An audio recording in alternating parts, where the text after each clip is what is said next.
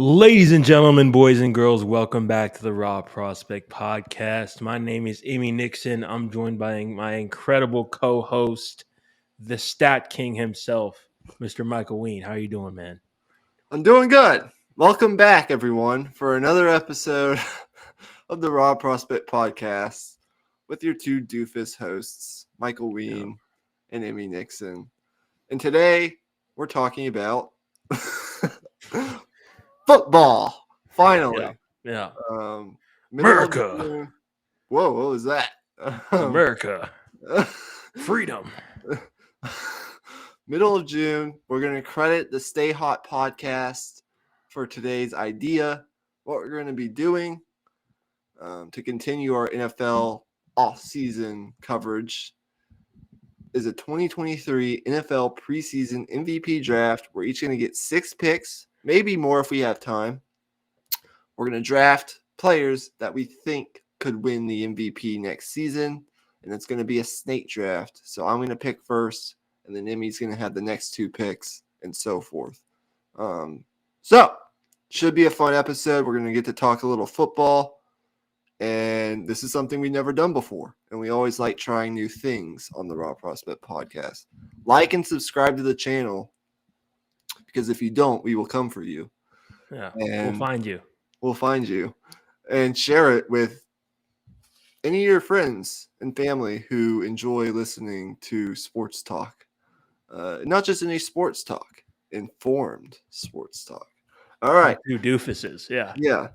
And leave a comment down below with what award you think we should do next if you like what you see here. Michael has the first pick. The floor is yours. Go ahead. So you probably can guess who I'm going to say. Patrick Mahomes is going to be my first pick of the 2023 NFL preseason MVP draft. He's the favorite to win it on basically every betting site. He's in the prime of his career. Every year he's been the Chiefs' starting quarterback. They've won at least 12 games. So winning plays a factor into success, winning the MVP. He's the best. He's the best quarterback. We said it throughout the playoffs. We saw it in the playoffs. He's got the best coach in the league in Andy Reid.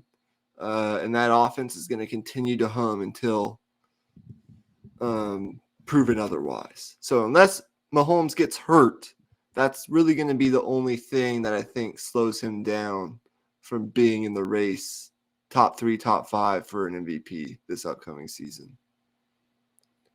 I don't know. I disagree.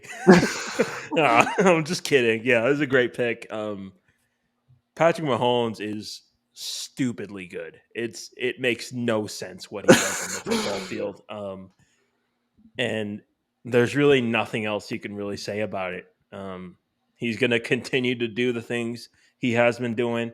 The only thing that would even remotely cause hesitation is maybe the receiving core. But at the end of the day, he still has Travis Kelce. So Yeah, there's not really any reason to have that hesitation. he's got Travis Kelce. He's got a solid offensive line. He's got Andy Reid, the best schemer in the league. And that's really all you need. And that Chiefs defense is good enough to where, sometimes the Chiefs offense isn't going to have to do all that much to win games, but they're just so tough to stop. Every single week, Andy Reid comes up with a new wrinkle, a new thing in this offense, and they're so adaptable. They're well coached, great offensive line, the best tight end maybe in the history of the league. I mean, he's heading that direction in terms of production this late into his career. Yeah, Mahomes is the clear number 1. But now the draft really begins at number 2. You have the second and third, so the floor is yours, my friend. Yeah, this is where it gets difficult. A lot of directions I can go here. I'm just going to go with my gut here. I'm going to go with Jalen Hurts and Joe Burrow. Oh, see, I think I took your guy there, but you know what? I mean, Jalen Hurts. There's reason to believe he's going to take another step forward next year, and I just think, from my standpoint, how could you not bet on that? You know, and with how good that roster is, how good those weapons are, how great that offensive line is, it's just a perfect storm, a perfect situation for him to really cement himself as a elite of the elite. You know, there's a tier above the rest right now. It's Burrow and Mahomes, and really it's just Mahomes and then Burrow, um, depending on how you look at it. But Hurts has a chance to really put his name into the equation this season, and with Burrow, I think going into year 4, there was a bit of a lull at the beginning of the season. I think just a little bit of Super Bowl hangover. They didn't come out, super sharp. He had knee surgery. He wasn't, super dialed in. Um, but going into this season, a healthy off season going into the season as well.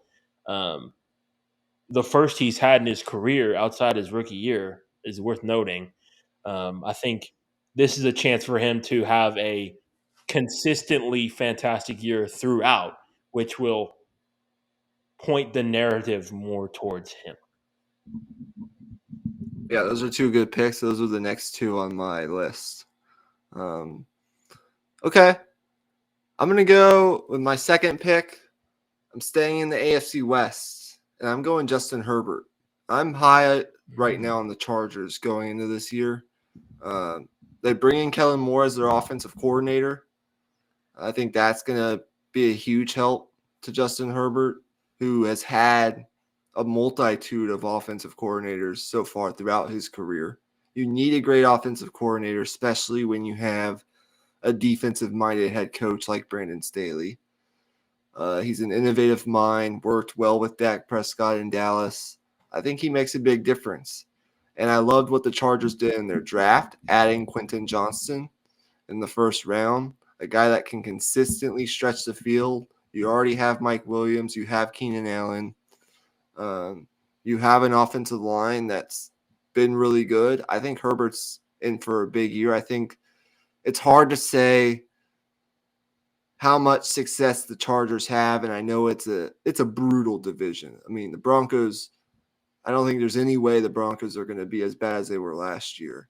The Raiders have some issues, but they have Jimmy G, and they could be competitive. But I think Herbert, with his talent, is going to have a big year and could be in the race for the MVP. So it's a little bit of a gamble with some of the other guys that are on the board. But I'm going to take Herbert. And then this next one's tough. But I think since the MVP is mostly won by quarterbacks, I'll go Josh Allen. Okay. They drafted the tight end, Dalton Kincaid. My biggest worry for the Bills is not their defense, which has led the league in scoring defense 2 of the past 3 years. It's not, the lack of weapons, although I think they could use another weapon, which I think they got in the draft. You could make the argument. It's been the offensive line and the ability to protect Josh Allen. I don't know, that they've done enough to make the necessary improvements along that offensive line. I can't remember what their draft looked like, but I do think Josh Allen has proven that he's going to be in the race for the MVP. So I'm going to take Josh Allen and Justin Herbert. It's my next 2 picks. Okay. You know what? I think those are the 2 guys I would have chosen, but it was a different order than what I thought it was going to be originally, so that kind of threw me off. But 2 solid picks there, and you know what? It's very interesting, the narrative around Justin Herbert, because you look at LA and that market. you would think that he would get a lot more press than he does, but really, it feels like he's one of the quarterbacks that's kind of in the shadows of the league, which feels very strange. I think it's just because he's yet to have that big playoff moment, and or really just a big primetime game. There's a couple in there, obviously, that Raiders game from 2 years ago comes to mind to get into the playoffs. But I think this is the year where he's going to come onto the scene with a vengeance, and I just really hope he stays healthy because he 100% has the talent to take the league by storm. Um, and then Josh Allen, pretty self-explanatory. All the talent in the world, just needs to be more careful with the ball. And I think there's reason to believe that some of those interceptions will kind of revert to the mean just a little bit. Yeah. I think you know he did get the tendency to press a bunch last year. That was the case. There's no doubt about it. But they come back. They came back with a better team. Um, I think their defense is going to be a little bit more stabilized, more consistently. And there's still questions about the offensive line, but I think you could argue the run game is in a better spot than it has been at any point in Josh Allen's career, and he won't be relied on as much in the run game. So I think those are two solid picks. Now for my picks, this is a bit of a curveball, I think maybe, but I'm going to go with Lamar Jackson. Um, I don't know, what his health will be. Obviously, that's the big question. But you look at what Lamar Jackson did last year, and the narrative tended to be like, oh, he couldn't get it done. Doesn't, you know, he doesn't throw well enough yet. He's still like not developed as a passer enough. And I kind of push back just because that offense was so simplistic in terms of their passing game. Just crossing route, deep cut, like three routes, and you're just like at that point, Lamar's just chucking it to Mark Andrews and just hoping, it. I think with a better offensive system coming in this year, the hope is Lamar as a passer will really show itself finally. And I think he's a better passer than a lot of people give him credit for. Um, there's also the point that I think the Ravens have kind of learned their lesson with him. I think this is the point of his career where he won't run as much, at least not really in the regular season. They're going to have him pass a lot more, maybe just some bootlegs here and there, get him outside of the pocket, but he's going to be really relying on his arm at this point in his career. And I think the narrative will really shift once people see what he's able to do. My second pick, oh, this is really tough. I'm a little bit torn between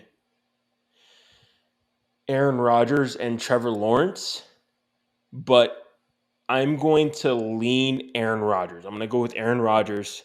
Um, I think this one is one where it has a super low floor just because of the lack of experience just in that locker room. But I think with with Aaron Rodgers being in the New York media, with him being in the spotlight a little more, out of his comfort zone.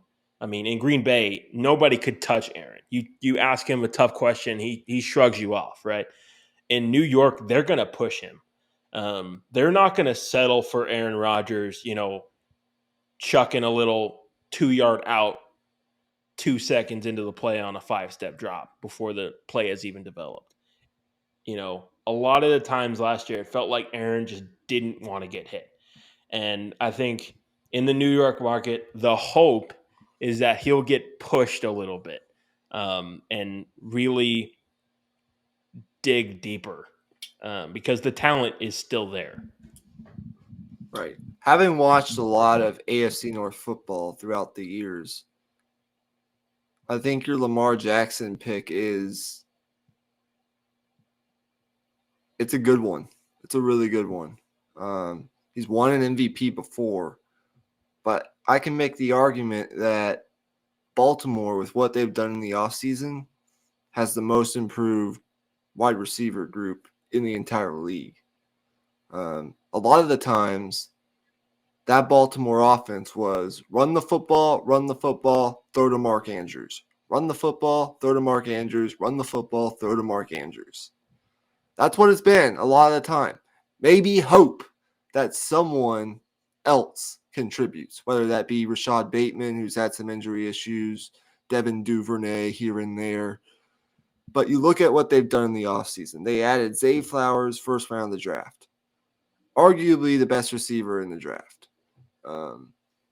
And you can make the argument that he's the most talented receiver just from a skill perspective that Lamar Jackson has had in his career. Not saying he is, but you can make the argument with what he did in college and what his skill set brings to the table. You add Odell Beckham Jr., who is coming off another knee injury, but a player as dynamic as Odell can't be a bad thing for your offense. Rashad Bateman hopefully will stay healthy. You add a proven number 3 guy in Nelson Aguilar along with Mark Andrews. And there's a change, at offensive coordinator, but I think Todd Monken will be a good change of pace for this offense. He's worked well with every quarterback that he's coached at the college ranks. And I think what he can do with Lamar Jackson, a skill set like that, there's no telling. Like the creativity and the stuff that Baltimore's now going to be able to do in this offense with the improved skill set and diversity of skill set that they have in this receiving core. And I say that as a guy who absolutely loathes the Baltimore Ravens.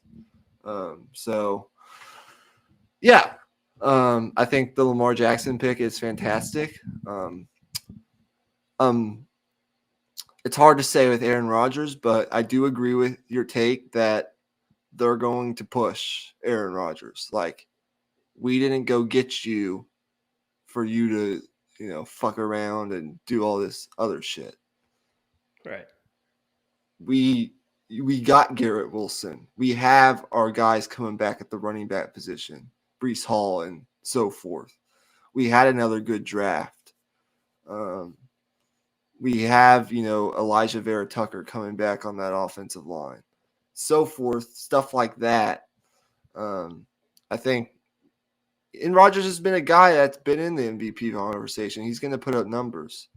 And in that division, it's going to require you to throw the football with Josh Allen, that Miami offense, and, of course, New England.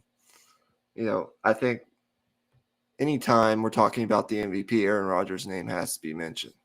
So that brings me to my pick. I think the next obvious one was Trevor Lawrence. I think there's an argument to be made that Jacksonville, when you look at their schedule, you look at their division, and you look at their team and what they've done and the continued progression of Trevor Lawrence, I think there's an argument to be made that they could win the most games in the AFC next year. They're actually my sleeper team to be the number 1 overall seed in the AFC. I think this Jacksonville team is that good. I think they're going to easily win their division. I think Trevor Lawrence is fantastic. He's got all the talent in the world. And I think he's going to take another step. And the primary reason for me picking Trevor Lawrence is for that reason. I'm projecting that Jacksonville's going to have a really good regular season. And that's what this award is all about. So I think Trevor Lawrence going a lot of AFC quarterbacks, but that's the nature of today's league. And then this is a little bit of a curveball, but I'm going to do it anyways. Justin Jefferson. I knew it.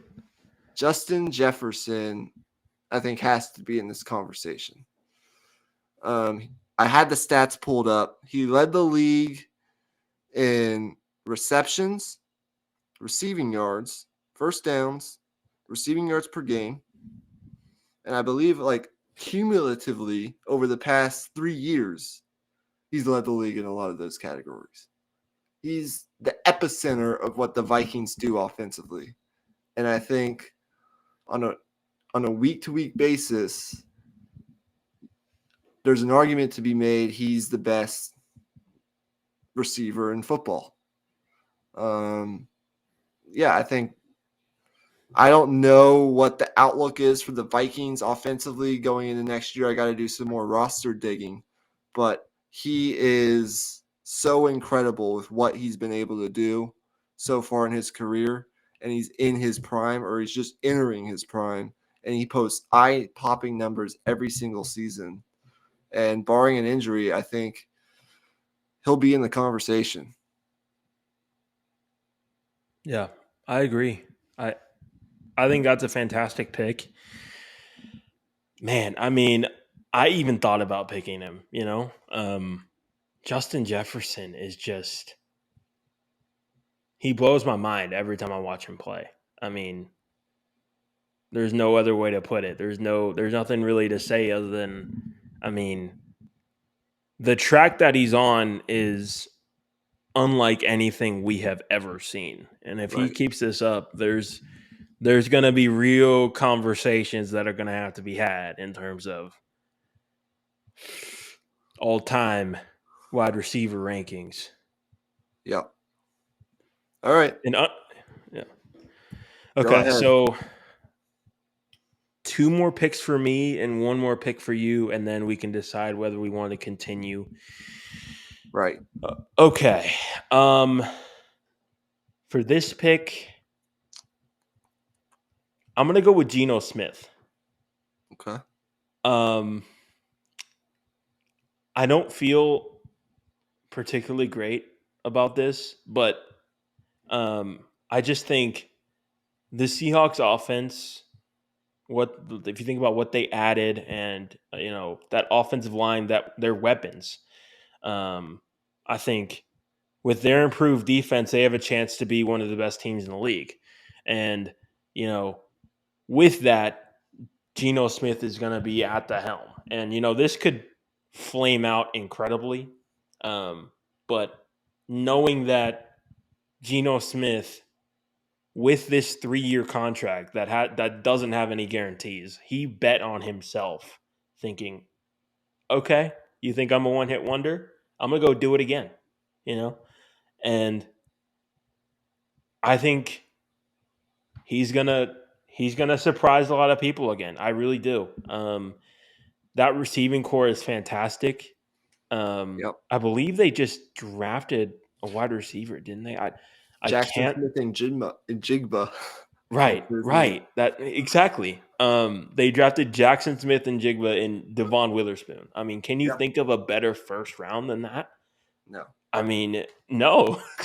um, yeah, I just think this offense is going to be extremely potent, and if the wins, line up with that, there's a solid chance there. Yep. Okay. Who's your next one?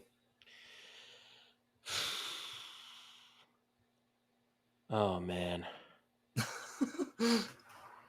I'm gonna go with Micah Parsons. Okay. Call me biased, whatever you want to say. I'm a Cowboys fan. Guilty as charged. Silly me. Whatever. I just think obviously there's a pass rusher every year that gets high up in the sack numbers, right? Gets high up, 20, 23 sacks like TJ Watt did this past year, whatever the case may be. But I think Micah Parsons going into this year, people forget this is his 3rd year in the league. Um, you know, obviously you know, he's been incredibly consistent, but I think there's still another level, believe it or not. I think that that's even baffling for me to say coming out of my mouth. It feels crazy coming out of my mouth, but I really do. I really do think there's another level. And if he reaches it, I mean, we're talking like Lawrence Taylor type of stuff. So, um, I had to just take a flyer on that. Yeah, I think the next episode we'll do a defensive player of the year draft. That'll be fun. Mm-hmm. Look, I could go Nick Bosa. I could even go with my own homer pick and TJ Watt. But I think I'm going to take a flyer on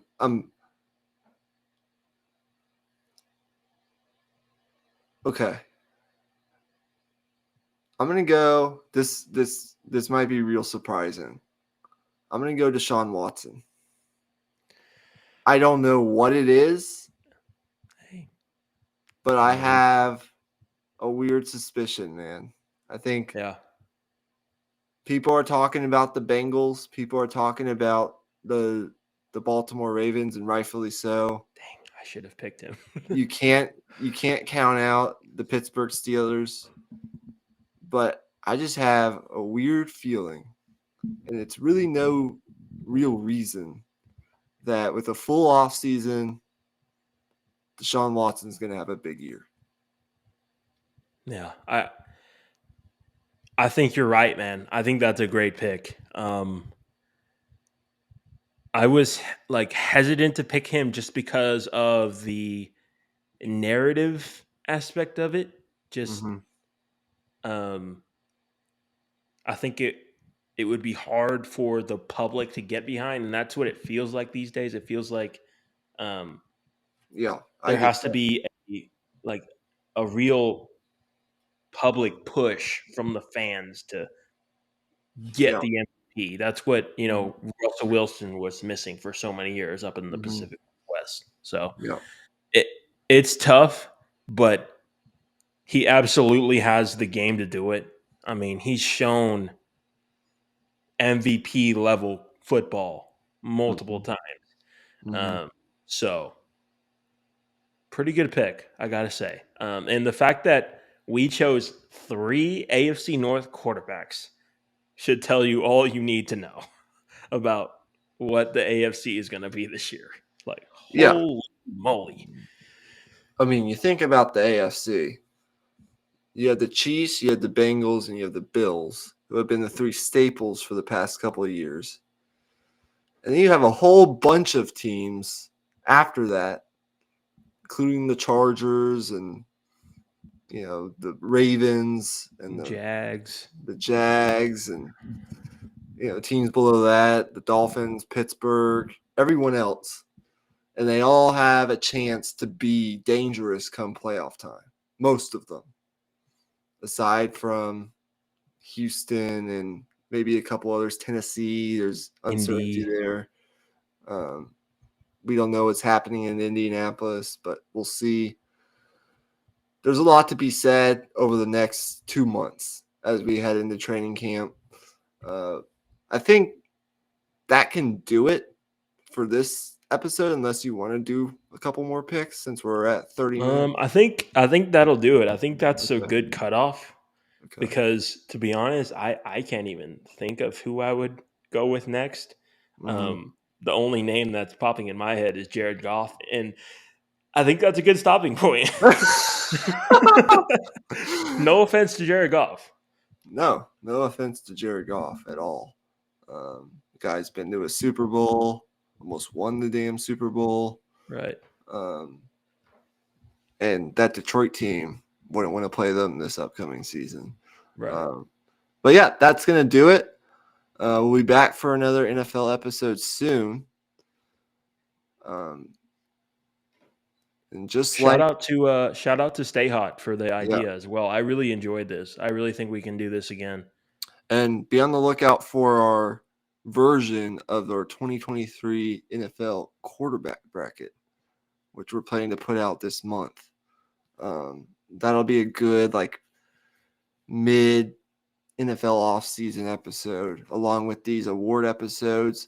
And then we'll probably start getting into some actual substantive team stuff here pretty soon. Breaking down off-season moves, stuff like that. Doing something along those lines as we head into the month of July, where training camps, before you know it, will begin.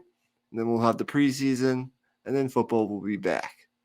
And don't forget, there's also college football and some stuff that we'll have to address there as we approach fall camps. So, with all that being said, have a good night. Share this with your friends who like sports. As we said at the beginning, if you don't, we will come for you. Right. And Pause. what? Not like that, but like we're gonna find you though. We're gonna find Yeah. you. Yeah. Regardless, you get the point. Yeah, we get it. And just like the chances of Jared Goff winning the MVP, sorry, Jared Goff, you're not going to win the MVP. It doesn't mean you're bad. You're just not going to win the MVP. Not happening. We are gone. Peace out, y'all.